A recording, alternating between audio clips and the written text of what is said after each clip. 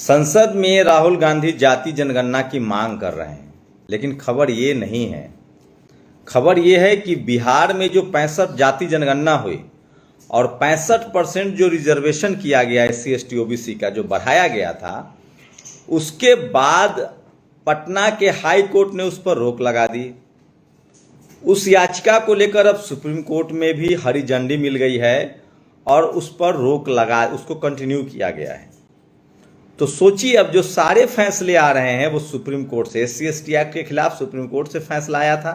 अब जाति जनगणना के आंकड़े के बाद 65% रिजर्वेशन, उस पर रोक लगा दी गई।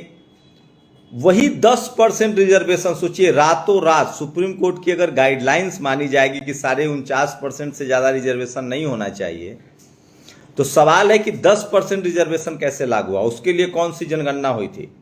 और आपको जानकर हैरानी होगी कि जो आर्थिक आधार पर आरक्षण है उसमें 8 लाख रुपए तक की सीमा है। 8 लाख कमाने वाला OBC क्रीमी लेयर और 8 लाख तक कमाने वाला सवर्ण समाज गरीबी रेखा के नीचे। और इसी गरीबी रेखा के आरक्षण, सोचिए, IAS को लेकर जो बहुत बवाल कटा था, इसी गरीबी रेखा के आरक्षण वाले IAS ने लगातार लोगों ने इकोनॉमिक वीकर सेक्शन और हैंडीकैप के रिजर्वेशन पर फर्जीवाड़ा करके लोग IAS बने। तो ये भी बड़ी खबर है। बिहार में रोक लगा दी गई है, संसद में कोहराम मचा हुआ है। लेकिन सोचिए, 10 साल में शायद ही कोई ऐसा दिन गया होगा जिस दिन नेशनल दस्तक ने SC ST OBC के संवैधानिक मुद्दे पर खबर नहीं चलाई होगी। और आज समाज में इतनी जागरूकता है, लेकिन मैं फिर कह रहा हूं, ये नेता फसल काट रहे हैं, सिर्फ फसल काट रहे हैं। आज जब राहुल गांधी जाति जनगणना की बात कर रहे हैं, एक दौर था जब उनके पिता ने कहा था कि आरक्षण आने से बुद्धुओं को बढ़ावा मिलेगा, मतलब बुर्बक को बढ़ावा मिलेगा। ये मेरी लाइन नहीं है, ये राजीव गांधी ने कहा है, दिलीप मंडल ने ट्वीट किया है। लेकिन समय बदला है, अब उनके बेटा कह रहे हैं कि हम जाति जनगणना करवा के रहेंगे। संसद में जो सबसे ज्यादा बहुजन समाज के हक अधिकार की बात हो रही है, रामजी गौतम जो BSP के सांसद हैं वो लगातार राज्यसभा में बोल रहे हैं, चंद्रशेखर आजाद वो लोकसभा में बोल रहे हैं। राहुल गांधी ने पहले बेर में गोड़ गोबर कर दिया था, अब वो बोल रहे हैं। लेकिन सवाल है कि जो पटना में, जो बिहार में जो रिजर्वेशन लागू हुआ था, उस पर जो रोक लग दी गई, उस पर क्यों नहीं, और 9वीं अनुसूची में क्यों नहीं डाला जा रहा है। मैं फिर कह रहा हूं, SC ST OBC के लोगों से खेला जा रहा है। कल ही अखिलेश यादव ने माता प्रसाद पांडे को नेता प्रतिपक्ष बना दिया, जो घोर आरक्षण विरोधी इंसान हैं। और समाजवादी पार्टी का तो पूरा लिस्ट गिनाऊंगा कि अखिलेश यादव ने कितनी बड़ी बड़ी गलतियां की है। और ये मैंने नहीं, उनके बड़े समर्थक ने लिखा है। कल इसलिए मायावती जी ने कहा कि ये PDA की बात करते हैं, लेकिन हो सकता है अब सद्बुद्धि आए। और मैं फिर कह रहा हूं, जाति जनगणना का मतलब जाति गिनना नहीं था, SC ST OBC की संख्या गिननी थी। और संसद में अखिलेश यादव जो हैं वो बात कर रहे हैं। तो राहुल गांधी हो, रामजी गौतम हो, अखिलेश यादव हो, ये सब इस पर बोल रहे हैं। बिहार के मुजफ्फरपुर में एक OBC समाज के पत्रकार की हत्या कर दी जाती है और सब पेड़ से लटका दिया जाता है। एक झाजी जो मुखिया है वो आरोपी है, परिवार वालों का कहना है कि वो उसी पर शक है। और ये कुशवाहा समाज के थे, वो भी बताऊंगा। सोचिए, गौरव कुशवाहा थे और उनकी लाश मिली है, और झाजी एक मुखिया जी हैं, उन पर आरोप है। और OBC आरक्षण 1993 में लागू हुआ, लेकिन इस आरक्षण पर फैसला लिखते समय मिलाड लोगों ने आदेश पारित कर दिया कि प्रमोशन में आरक्षण नहीं होगा। सोचिए, सबसे बड़ी बात है। तो तमाम संवैधानिक अधिकार जो है वो छीना जा रहा है। लेकिन अब जाकर जो लोग ये लोग बोल रहे हैं, उसकी सबसे बड़ी वजह है कि बहुजन समाज के लोग जागरूक हैं। और आज जो संसद में जो नेता बोल रहे हैं, उसकी क्रेडिट, ये नेता तो वोट के लिए बोल रहे हैं, क्योंकि अब समाज जागरूक हो रहा है। मैंने यही बात शरद यादव जी जब का मैं लास्ट इंटरव्यू कर रहा था, जिसके बाद उनका परिनिर्वाण हुआ, तो मैंने कहा था कि आपने जो अपनी कुर्बानियां दी है, आपके समय समाज जागरूक नहीं था, अब समाज जागरूक है। तो सोचिए, ये लंबी लड़ाई चली आ रही है। कबीर, रविदास, आजा, और उसके बाद पेरियार, फूले, अंबेडकर, बाबा साहब ने जो संवैधानिक प्रावधान किया, उसके बाद इसके लिए जो कुर्बानियां दी हैं लोगों ने, जगदेव बाबू, रामस्वरूप वर्मा, सोनेलाल पटेल, इन तमाम लोगों ने कुर्बानियां दी हैं। और आज के नेताओं में अगर बात करें तो शरद यादव, रामविलास पासवान जी, इनकी बड़ी कुर्बानी है। लालू यादव जी का बड़ा सेक्रीफाइस है। और अब जाकर समाज जागरूक हुआ है। और जब समाज पिछले 10 सालों से जिन लोगों ने लड़ाई लड़ी है, मैं कह रहा हूं उनको आप अपना नेता मानिए। ये संसद में जो लोग बोल रहे हैं, मुझे उन पर अभी भी भरोसा नहीं है। असली लड़ाई जो पिछले 10 साल में हम लोग तो पत्रकार के तौर पे आपको खबरें दिखाए हैं। लक्ष्मण यादव ने नौकरी गंवाई है, डॉक्टर ऋतु ने नौकरी गंवाई है, रतन लाल जी ने उनको गिरफ्तारी देनी पड़ी। प्रोफेसर सूरज मंडल हैं, रविकांत हैं, प्रोफेसर रविकांत हैं लखनऊ यूनिवर्सिटी में, जिन पर हमला हुआ। रोहित वेमुला की शहादत होती है। और न जाने ऐसे हजारों नाम हैं जिन्होंने सोशल मीडिया पर समाज के अधिकारों की बात लिखी और जेल गए। उन सबको याद कीजिए, और देर सवेर ही सही, लेकिन अब बात होने लगी है। तो ये बड़ी खबर है जो सोशल मीडिया पर वायरल है। और ऐसे लोगों का सम्मान कीजिए जो पार्टी के नहीं, समाज के हितों के लिए बोलते हैं। उसी में चाहे प्रोफेसर रविकांत हो, चाहे चंदन हो। ये सबसे बड़ी खबर है जो और बताऊंगा। तो एक नज़र बता रहा हूं अखिलेश यादव के। सोचिए, ये आज संसद में जाति जनगणना के पक्षधर हैं।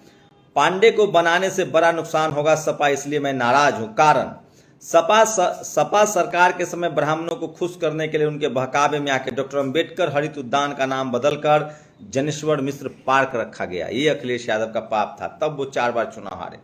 सरकारी ठेकों में SC/ST आरक्षण खत्म किया, डॉक्टर अंबेडकर ग्राम सभा योजना बंद की, मान्यवर कांसी राम प्राणी उद्यान का नाम बदलकर शहीद अशफाक उल्लाह खां रख दिया, बहुजन नाम से बने जिलों के नाम बदल दिए। उपरोक्त कारणों की वजह से गैर जाटव वोटर जो 2012 में पूरी तरह सपा के साथ था, वो नाराज होकर दूर हो गया। 2022 में 3 चुनाव हार चुके अखिलेश जी को 2022 में भी ब्राह्मणों ने वोट नहीं दिया। ये बड़ी उनकी अपनी पोस्ट है। और मैं इसलिए कह रहा हूं कि 24 कैरेट गोल्ड अगर कोई पार्टी है तो वो बहुजन समाज पार्टी है। और ये हैं दिलीप मंडल, जिन्होंने पहली किताब लिखी थी जातिवार जनगणना। शरद यादव जी ने इसका प्रस्तावना लिखा है। अब जाकर संसद में देर सवेर ही सही लोग बात तो कर रहे हैं, लेकिन सवाल है कि इसके पीछे वो तमाम हजारों लाखों लोग हैं जिन्होंने लगातार आंदोलन चलाया, चाहे वो तमाम संगठन हैं। और इसका सबसे ज़्यादा क्रेडिट SC समाज के एक्टिविस्टों को, जो अपने पेट काट कर अपने चंदे के पैसे से, OBC के एक्टिविस्टों को, और सोशल मीडिया के तमाम चैनलों की वजह से। लेकिन सोचिए, आप जिनको दिन रात देखते हैं, अभी भी सवर्ण, देखिए टीवी अखबार तो नहीं बोलेगा, लेकिन सवर्ण पत्रकार, जो लिबरल पत्रकार हैं, जो कांग्रेस के पक्ष में हैं, वो भी इस पर नहीं बोल रहे हैं। तो मैं इसलिए कह रहा हूं कि किस तरह से इस देश में SC/ST OBC के संवैधानिक अधिकारों के लिए आपको खुद बोलना होगा।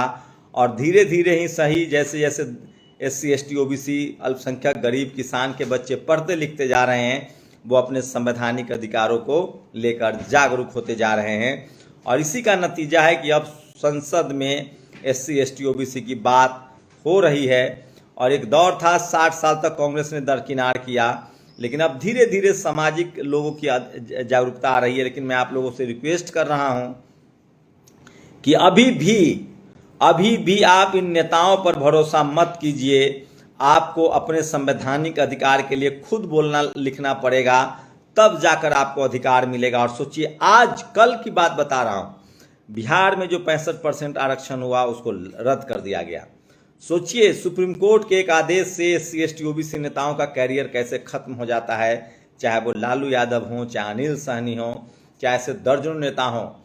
मान लीजिए, सोचिए, एक गाना है हरियाणवी में कि बने फिरे सरपंच MLA जो मांगे सीत बरोला में। मतलब वो लोग जो हमारे यहाँ टूटे बर्तन में छाछ मांगते थे, मट्ठा जिसको देहात में बोलते हैं, छाछ, अब वो आरक्षण से CM PM और मुखिया बन रहे हैं। तो सोचिए, अगर आप मेहनत करके, राजनीति करके, समाज सेवा करके MLA MP मुखिया या PM बन जाते हैं, एक जातिवादी आदमी को मानसिकता खराब होगी, वो आपके खिलाफ एक FIR कर देगा और 90 दिन में आपको सजा सुना देगा कोई जातिवादी जज, और आप प्रधानमंत्री पद से आपको इस्तीफा देना पड़ेगा। और आप इतने राहुल गांधी की तरह लकी नहीं है कि आपको सजा होगी और सुप्रीम कोर्ट में आपको रोक लग दिया जाएगा। तो सबसे बड़ा जो खेल है, जब तक कोलिजियम सिस्टम नहीं हटेगा तब तक कुछ नहीं हो सकता। और मैं फिर कह रहा हूं, 6 सितंबर 1990 को राजीव गांधी ने मंडल कमीशन और OBC आरक्षण के खिलाफ लोकसभा में जो भाषण दिया, वो उनके जीवन का सबसे लंबा भाषण था। इस भाषण के बाद फिर कांग्रेस की देश में पूर्ण बहुमत की सरकार कभी नहीं बनी। यूपी और बिहार में उसके किले परमानेंट टूट गए। क्या आप भाषण पढ़ना चाहेंगे? तो सोचिए, आरक्षण के नाम पर बुद्धुओं को बढ़ावा नहीं, ये लाइन है। और मुझे लगता है कि दिलीप मंडल के हर एक पोस्ट को बीजेपी सीधे सीधे इंडोर्स करती है। इस देश में आरक्षण के जन्म कुंडली को और आरक्षण पर किस नेता ने क्या बोला है, इसकी सारी जानकारी दिलीप मंडल को होती है। और कांग्रेस के एक एक पाप वो मुर्दे की तरह उखाड़ते हैं और उसको बीजेपी जो है वो इंडोर्स करती है। तो अब बीजेपी ने आरोप लगाना शुरू कर दिया है कि आखिर मंडल कमीशन की सिफारिश कौन रोका। मैं फिर कह रहा हूं, कांग्रेस का 60 साल का जो पाप है, क्या उसके हिसाब राहुल गांधी से मांगा जाना चाहिए? क्योंकि उन्हीं के दौर में, कांग्रेस के दौर में ही मंडल कमीशन का विरोध हुआ, कमीशन नहीं लागू हुआ, उसके बाद जाति जनगणना नहीं हुआ तो आंकड़े नहीं आए। इतना ही नहीं, सुप्रीम कोर्ट के खिलाफ जो अध्यादेश आने वाला था, राहुल गांधी ने उसको भी फाड़ दिया। तो ये तमाम सवाल हैं कांग्रेस। और सोचिए, ओबीसी आरक्षण को लेकर सबसे ज्यादा सुप्रीम कोर्ट से आज टॉप पर SC ST OBC अफसर न होने के लिए कोर्ट के बदमाश जज और समाजवादी पार्टी भी जिम्मेदार है, जिनकी वजह से प्रमोशन में आरक्षण दोबारा लागू नहीं हो पाया। अब लोग कह रहे हैं पहले क्या सब भूल जाएं?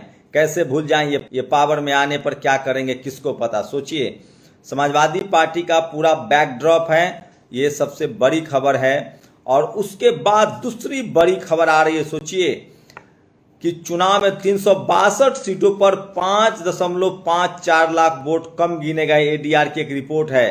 ADR की रिपोर्ट से हंगामा मचा हुआ है कि लगभग बहुत बड़ी संख्या में वोटों की गड़बड़ी हुई है, कहीं ज़्यादा गिने गए हैं, कहीं कम गिने गए हैं। ये खबर भी आज सोशल मीडिया पर सबसे ज़्यादा वायरल है।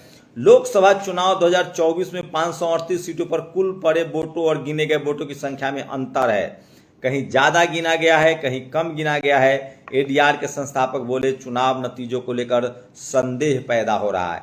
तो ये बड़ी खबर है जो सोशल मीडिया पर वायरल है। और सोचिए, 8500 करोड़ रुपए, कहाँ आपका जनधन में खाता खुलवाया गया था कि पैसा आएगा, और 8500 करोड़ रुपए बैंकों ने मिनिमम बैलेंस के नाम पर गरीब आदमी का पैसा लूट लिया है।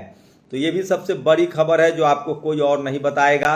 और मैं फिर कह रहा हूँ, SC ST OBC के लोगों को सचेत रहना पड़ेगा, और जो सामाजिक आंदोलन से जुड़े लोग हैं उनको लगातार लिखना पड़ेगा। बिहार के मुजफ्फरपुर में यूट्यूबर पत्रकार गौरव कुशवाहा की हत्या कर दी गई। आरोपी झा जी हैं जो मुखिया है। पुलिस देखते हैं क्या कार्रवाई करती है। राहुल गांधी ने कहा है कि हम जाति जनगणना जरूर करवाएंगे, लेकिन सवाल है कि कहने और करने में बहुत फर्क है। और पत्रकारों की एक फोटो देखिए, दिल्ली में संसद भवन के पास पत्रकारों को एक घर में बंद कर दिया गया, एक शीशे के हॉल में। यही पत्रकार थे जो 400 पार कह रहे थे। कहीं 400 आ जाता तो ये लोग तो पहली सरकार के साथ हैं। लेकिन मैं फिर कह रहा हूँ, उसमें एक भी SC ST OBC के पत्रकार नहीं है, तो हमारे लिए तो ये खबर ही नहीं है। तो ये सबसे बड़ी खबर है जो सोचिए, BL संतोष ने ट्वीट किया है, राजीव गांधी फाउंडेशन में एक भी SC ST OBC के लोग नहीं हैं। और लगातार रेल दुर्घटना बढ़ती जा रही है। 18 जुलाई, 19 जुलाई, 20 जुलाई, 21 जुलाई, 29 जुलाई, 30 जुलाई, 30 जुलाई को भी बड़ा रेल हादसा हुआ है। तो ये तमाम बड़ी खबरें हैं जो सोशल मीडिया पर वायरल है।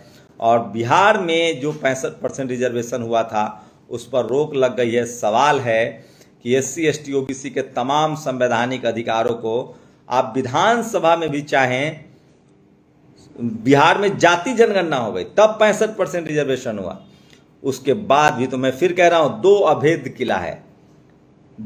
किला है जातिवाद का, एक मीडिया और दूसरा जुडिशियरी, जहां बिल्कुल एंट्री नहीं है। और ये दोनों कांग्रेस की इसमें बराबर की भागीदार है। कोलिजियम सिस्टम का केस कपिल सिब्बल ने जीता था। तो काश हमारे नेता किसी सोशल एक्टिविस्ट से बात करते, सामाजिक आंदोलनकारियों से बात करते, या कुछ पढ़ लिख ही लेते, नहीं तो नेशनल दस्तक ही देख लेते। क्या लगता है आप लोगों को, नेताओं पर भरोसा है या तमाम SC ST OBC के लोगों को अपने ही दम पर अपने संवैधानिक अधिकारों के लिए और सोशल मीडिया पर लिखते पढ़ते रहना चाहिए? मेरी राय है कि सोशल मीडिया पर लिखते पढ़ते रहिए, क्योंकि सवर्ण लिबरल पत्रकार भी आपके पक्ष में नहीं बोलेगा। शुक्रिया। नेशनल दस्तक की आपसे गुजारिश है कि अगर इसको बचाना चाहते हैं तो नेशनल दस्तक को सब्सक्राइब करने के लिए रेड कलर के सब्सक्राइब बटन को दबाएं, फिर बेल आइकन की घंटी दबाएं। नेशनल दस्तक को बचाने के लिए बहुत जरूरी है कि हर खबर को शेयर करें, लाइक करें, कमेंट जरूर करें।